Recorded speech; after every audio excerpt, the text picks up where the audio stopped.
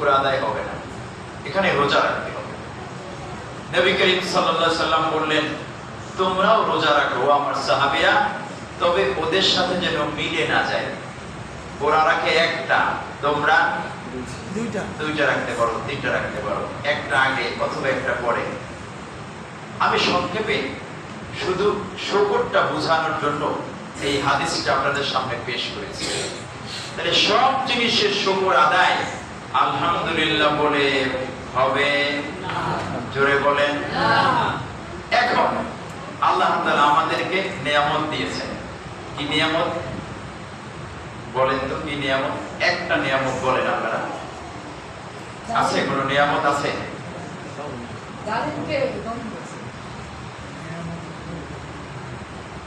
আল্লাহ রাব্বুল আলামিন সারা পৃথিবীবাসীকে, সমস্ত মুসলমানদেরকে, সমস্ত মুমিনদেরকে উদ্বুদ্ধ করতে গিয়া তারা যেন হতাশা হয়ে না যায়, তারা যেন ঈমান হারা হয়ে না যায়, সেজন্য রব্বুল আলামিন মুমিনদেরকে লক্ষ্য করে দৃষ্টান্ত পেশ করতেছেন।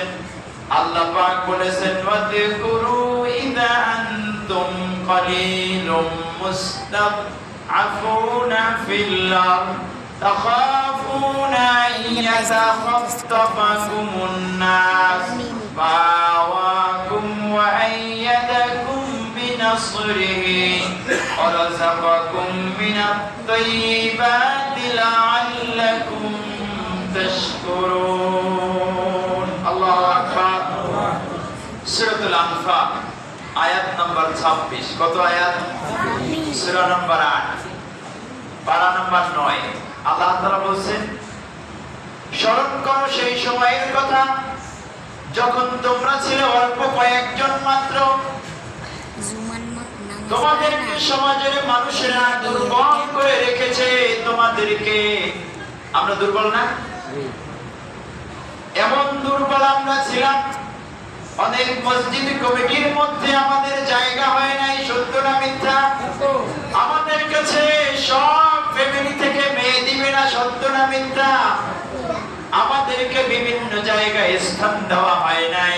আমাদেরকে বলতে আমাকে না, মুসলমানদেরকে, আপনাদেরকে। এই কথা কি সত্য না মিথ্যা? আল্লাহ পাক বললেন, তোমরা এমন অল্প সংখ্যক ছিলে, তোমাদেরকে কোণঠাসা করে রেখেছিল, তোমাদেরকে দুর্বল ভেবে, দুর্বল চিন্তা করে তোমাদের কোনো প্রোগ্রামে ডাকে নাই। তোমাদেরকে অ্যাটেন্ড না করলে জাতির কোনো ক্ষতি হবে না, এই চিন্তা করে তারা তোমাদেরকে ডাকে নাই। শুধু এখানেই শেষ নয়, বিশ্বনবী মুহাম্মদ রাসূলুল্লাহ সাল্লাল্লাহু আলাইহি ওয়াসাল্লাম যখন ইসলামের দাওয়াত দিতে শুরু করেছেন, তৎকালীন বিশ্বনবী দুই কলিজার টুকরা কন্যাকে ইসলাম প্রচার করার অপরাধে এট এ টাইমে তালাক দিয়ে দিয়েছে। আছে না নাই? মেয়ে তালাক দেওয়ার সাথে দ্বীন প্রচারের কোনো অপরাধ আছে? জোরে বলেন ভাই। অপরাধ ছিল দ্বীন প্রচার করা, দ্বীন এস্টাবলিশ করা, দ্বীন কায়েম করা। ইসলামকে কায়েম করার জন্য মাঠে ময়দানে দাঁড়ে দাঁড়ে, বাড়িতে বাড়িতে গিয়া, গিরিহে গিরিহে গিয়া বিশ্বনবী সাল্লাল্লাহু আলাইহি ওয়াসাল্লাম যখনই এই কাজ শুরু করেছেন, এক ঘর থেকে দুইটা মেয়েকে একদিকে দেশের মধ্যে কোণঠাসা আর অপর দিকে দুইটা মেয়ে একত্রে ঘরে উঠাই দেয়। ভাই, চিত্রটা কি খুব ভালো না মন্দ? রাস্তায় বের হতে পারি না, অপর দিকে দুইটা মেয়ে সোজা বাড়ি এসেছে, তালাক। ভাই, চিত্রটা কত করুণ। যাদের একটা মেয়ে তালাক হয়, তারা বোঝে যে এটার যে কত যন্ত্রণা, কত বেদনা, কত কষ্ট, কত মর্মাহত হতে হয়। আল্লাহ পাক বললেন, শুধু এখানেই শেষ নয়, এবং তোমাদের মনের মধ্যে ভীতি সঞ্চারিত হয়েছিল, তোমাদের মনের মধ্যে ভয় কাজ করতো সার্বক্ষণিক। ঘুমাতে গেলে ঘুমাতে পারো না, তোমাদের ঘুম আসে না, কখন যেন পুলিশ এসে তোমাদের ধরে নিয়ে যায়। সত্য না মিথ্যা? কখন যেন মসজিদে তুমি বসলে মানুষ এসে যেন তোমাকে মেরে নিয়ে যায়। তাখাফুনা ইয়াতাখাদ্দাফাকুমুন নাস, তোমরা এই আশঙ্কা করতে, ঘুম হতো না, মসজিদের মধ্যে বসতে পারতে না, কোরআনের তালিম দেবে সেই তালিমগুলি সঠিকভাবে তোমরা দিতে পারতে না, মনের মধ্যে আশঙ্কা থাকতে, ভয় থাকতে, ভীতি সঞ্চারিত হতো। এই চিন্তা করে করে কখন যেন মানুষেরা তোমাদেরকে ধরে নিয়ে যায়। আল্লাহ পাক বললেন, আমি সেই জায়গা থেকে অল্প কয়েকজন মানুষকে মদিনার মতো একটা রাষ্ট্র আমি আল্লাহ দান করে দিয়েছি। কয়েকজন, হাতে গোনা, বুঝতে পেরেছেন কথা? এখন এই কয়েকজনের কথা বললে কি শত শত বুঝায়? হাজার বুঝায়? কত বুঝায় ভাই? 100 নিচে, অন্তত 100-এর নিচে, নাকি ভাই? আল্লাহ তাআলা বললেন, ফাওয়াকুম ওয়া আইয়াদাকুম বিনাসরিহি ওয়া রাযাকাকুম মিনাত তাইয়্যিবাতি লাআল্লাকুম তাশকুরুন। আমি তোমাদেরকে স্থান দিয়েছি এবং তোমাদেরকে আমার কুদরতি শক্তি দ্বারা তোমাদেরকে সাহায্য করেছি। তোমাদের প্রয়োজন ছিল খাদ্যের, সেই উত্তম খাদ্যের ব্যবস্থা করেছি। মদিনাতুল মুনাওয়ারায় এমন উত্তম সুস্বাদু খুরমাগুলি আল্লাহ উৎপাদন করে দিয়েছেন, সারা পৃথিবী খুঁজলেও মদিনার মতো উন্নত মানের খেজুর কোথাও পাওয়া যাবে না। যাবে কি ভাই?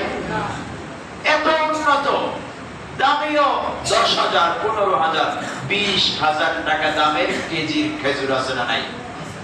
এখানে আল্লাহ আছেন কারা কারা?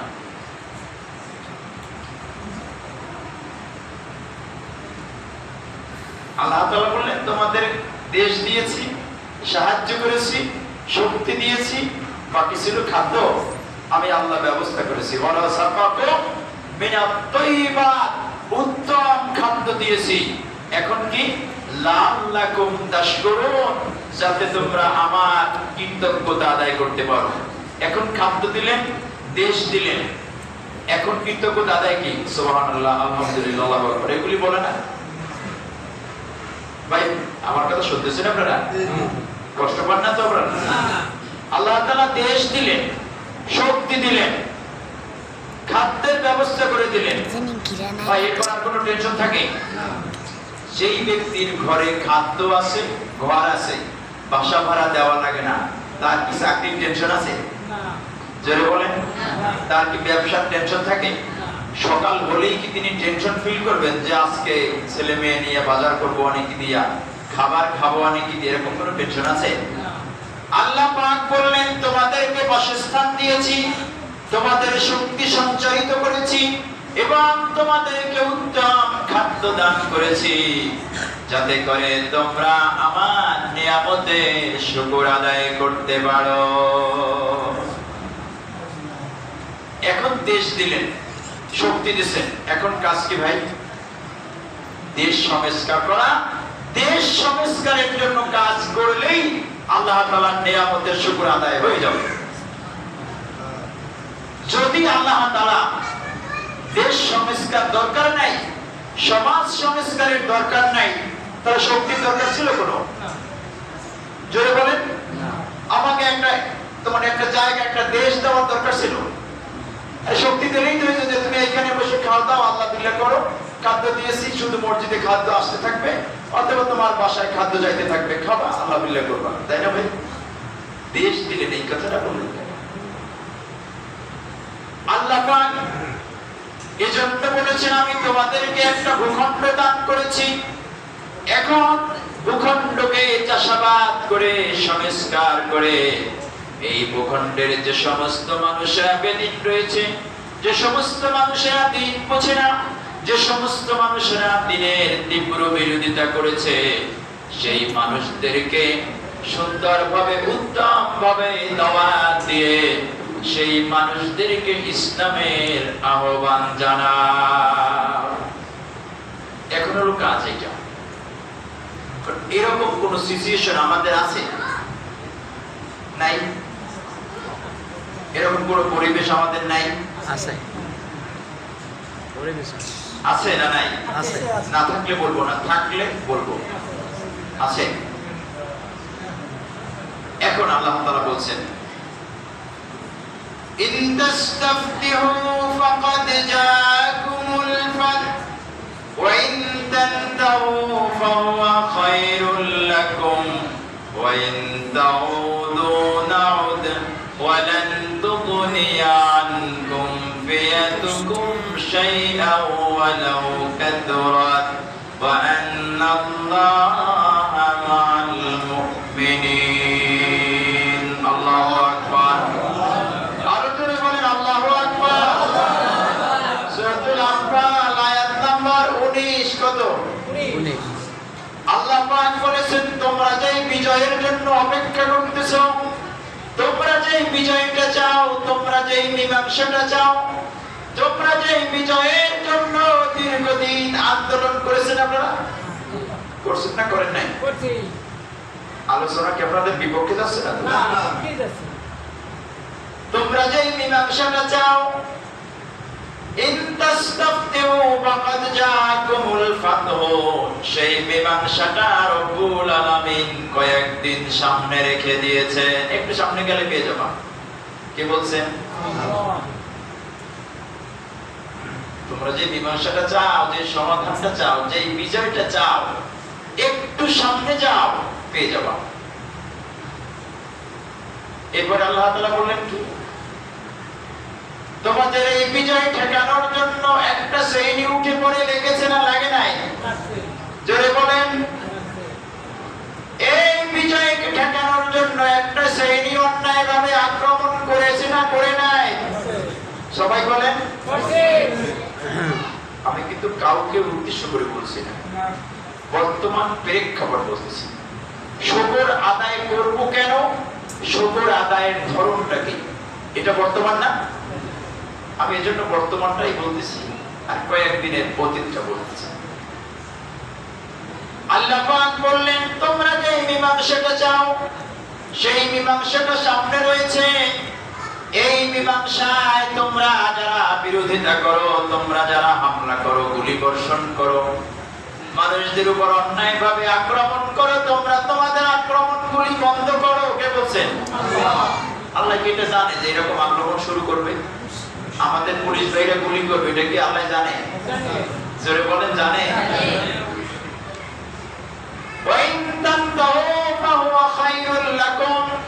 তোমরা যদি আক্রমণ বন্ধ করো, এটা তোমাদের জন্য হবে কল্যাণ, তোমাদের জন্য ভালো হবে। যদি তোমরা বিজয়কে সিনায়া তোমাদের দিকে নেয়ার জন্য যদি তোমরা অন্যায়ভাবে আক্রমণ করো, পুলিশ বাহিনীকে লেলিয়ে দাও, তোমাদের সোনার ছেলেদেরকে যদি তোমরা লেলিয়ে দাও, এটা ভালো হবে না। তোমাদের জন্য ভালো হবে আক্রমণ বন্ধ করা, সোনার ছেলেদেরকে লেলিয়ে না দেওয়াটা তোমাদের জন্য উত্তম। কে বলছে? আল্লাহ। আরো জোরে বলেন কে বলছে? আল্লাহ। এখন আল্লাহ তাআলা আক্রমণ না করলে উত্তমটা কি ভাই? আক্রমণ যদি না করত, এত পুলিশের উপর আক্রমণ হয়েছে, এই আক্রমণ তো হতো না। হতো কি? জোরে বলে না। এত মানুষ মরলো, এই মানুষগুলো কি মারা যেত? না। একটা সুন্দর সমাজ বিনা রক্তপাতে সমাধানটা হয়ে যেত না? এখন সমাধান হয়েছে কি দিয়া? কিসের কারণে? যদি তোমরা বিরত হও, ফাহুয়া খায়রুল লাকুম, এটা কল্যাণ। আর যদি বিরত না হও, সেটা অকল্যাণ। বিরত হয় নাই, হয়েছিল ভাই? না। বিরত ছিল? না। বিরত ছিল তো নাই। সোনার ছেলে যারা ছিল তাদেরকে লেলিয়ে দিয়েছিল। নিরস্ত্র নিরীহ ছোট ছোট বাচ্চাদের উপর গুলি বোমা বর্ষণ, এমন কিছু নাই যেগুলি ঘটে নাই। এরকম সত্য না মিথ্যা কথা? সত্য। জোরে বলেন সত্য না মিথ্যা? মনে হয় যেন কোরআন এই 5 তারিখে না চলেছে কি ভাই? এরকম না? আল্লাহ পাক বললেন যদি বিরত না হও, ওয়াইন তাউদু তুগনিয়া আনকুম ফিয়াতুকুম শাইআন ওয়ালাউ কাতুরাত ওয়া আন্নাল্লাহা মাআল মুমিনিন। যদি তোমরা বিরত না হও, আমি আল্লাহ যে সিদ্ধান্ত নিয়েছি, আমি আমার সঠিক সিদ্ধান্ত কার্যকর করব। সুবহানাল্লাহ। ওয়া ইন তাউদু নাও, তোমরা যদি এই গুলি বর্ষণ করতে থাকো, হামলা করতে থাকো, অত্যাচার করতে থাকো, আমি আল্লাহ যে সিদ্ধান্ত রেডি করেছি, যতই হামলা হোক, গুলি বর্ষণ হোক, বিরাস ফায়ার হোক, আল্লাহর সিদ্ধান্ত পৃথিবীতে কেউ রোধ করতে পারে না। পেরেছে ভাই? গুলি দিয়ে আল্লাহর সিদ্ধান্ত রোধ করা যায় না। আল্লাহ পাক বললেন, এখন গুলি শেষ, তোমাদের সোনার ছেলেরাও শেষ, এখন বৈঠক 10 দল, 14 দল, 20 দল, 25 দল আছে না নাই? জোরে বলেন। সব দলগুলি মিলে তোমরা ঐক্যবদ্ধভাবে ওটাকে প্রতিহত করার চেষ্টা করবা। সাধারণ মানুষের বিজয়টাকে তোমরা ছিনিয়ে নিতে চাও। আল্লাহ পাক বললেন, ওয়ালান তুগনিয়া আনকুম ফিয়াতুকুম শাইআও, তোমরা দল উপদল মিলে 14 দল 20 দল মিলেও আল্লাহ পাক যে সিদ্ধান্ত করেছেন সেই সিদ্ধান্ত শিথিল করতে পারবা না। সুবহানাল্লাহ বলবেন না? সুবহানাল্লাহ। যে 14 দলের কথা কি আছে? 14 দলের কথা আছে। ওয়ালান তুগনি, কোন কাজে আসবে না, ফিয়াতুকুম, তোমাদের দল সমূহ। 14 দল হইতে পারে, 28 দল হইতে পারে। বুঝতে পেরেছেন ভাই? শুধু এখানেই শেষ নয়, বড় বড় দলগুলি বিদেশ থেকে তোমাদেরকে যদি সাপোর্ট দেয়, র যদি সাপোর্ট দেয়, ইসরায়েলের মোসাদ যদি সাপোর্ট দেয়, আমেরিকার সিএনএন যদি সাপোর্ট দেয়, ওয়ালান কাসুরাত, আরো যদি তোমাদের এই দলগুলির সাথে যদি আরো বহু দলগুলি যদি যোগ করে, তোমাদেরকে সাহায্য করে, আল্লাহর শক্তির সামনে, তার সিদ্ধান্তের সামনে এগুলি কোনো কাজে আসবে না।